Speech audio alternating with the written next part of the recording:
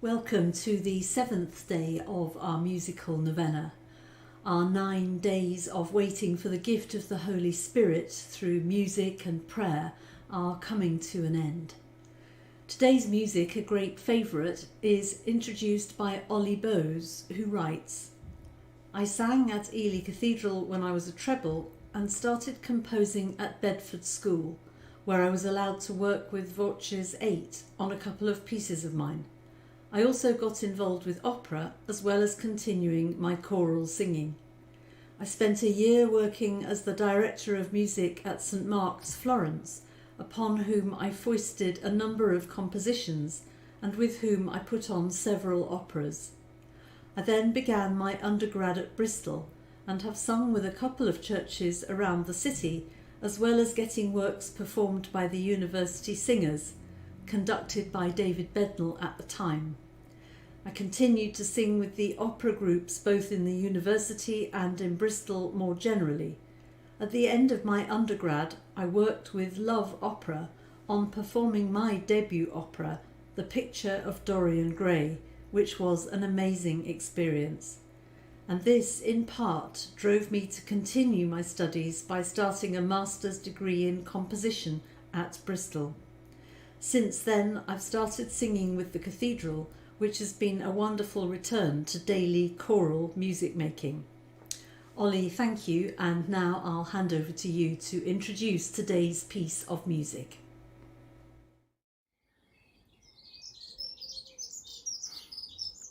Today's piece of music is the truly wondrous anthem, "And I Saw a New Heaven" by Edgar Bainton. It is a piece that seems to hold a special significance for not only myself, but many people with or to whom I have sung it. I have spent a long time thinking about the reasons this might be, and for me it hinges on two things. Firstly, in a short passage of time, this work sets some of the most moving words of the Book of Revelations in a sublime and somehow incredibly simple way, pulling the mind away from personal hardships or suffering and onto the wonder of a world to come.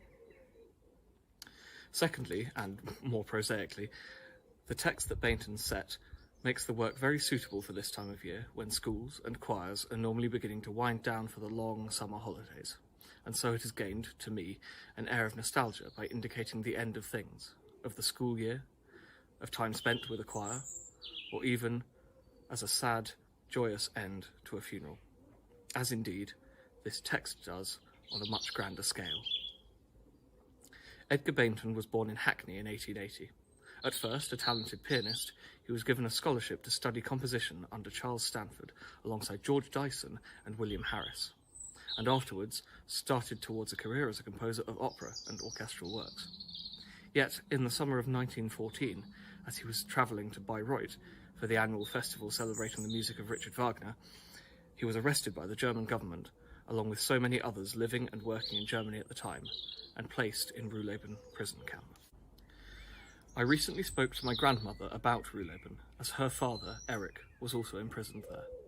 He was a baritone, like myself, and a violinist too, and it is remarkable that, in spite of all she told me about the hardships they suffered in the camp, where men were housed in horse boxes rather than building them huts to live in, creativity and music and sportsmanship seemed to flourish. Bainton set up a choir and a madrigal group, the Magpies, as well as an orchestra, which Eric participated in. I can't imagine they expected it to last 4 years, but music and drama and art help them as much as they can help us in our own isolated and troubled times. Ultimately, both Bainton and Eric were invalided out of Ruhleben in March 1918 and sent to Holland to recover. My grandmother remembers her father saying that he found his mother's and sister's voices very strident, having heard no women in 4 years. Bainton did not write very much sacred music, and yet this brief piece to me perfectly encapsulates the power that choral music can have, at once both contemplative and dramatic, awesome, somehow sorrowful, and yet utterly uplifting, as we move from a vision of New Jerusalem drifting softly towards us, to the fearsome and glorious voice from heaven, promising the end of all sadness, tears, death, and pain, until we drift off into tranquility and peace.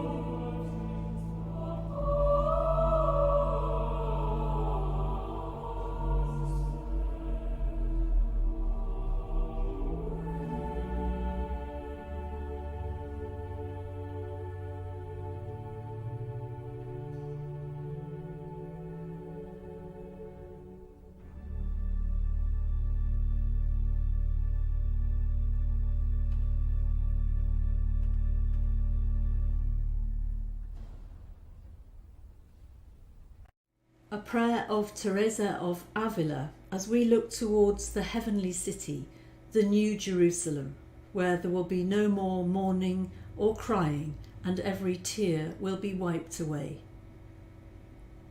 Let nothing disturb you, nothing affright you. All things are passing. God never changes. Patient endurance attains to all things. Who God possesses, in nothing is wanting. Alone God suffices. Amen.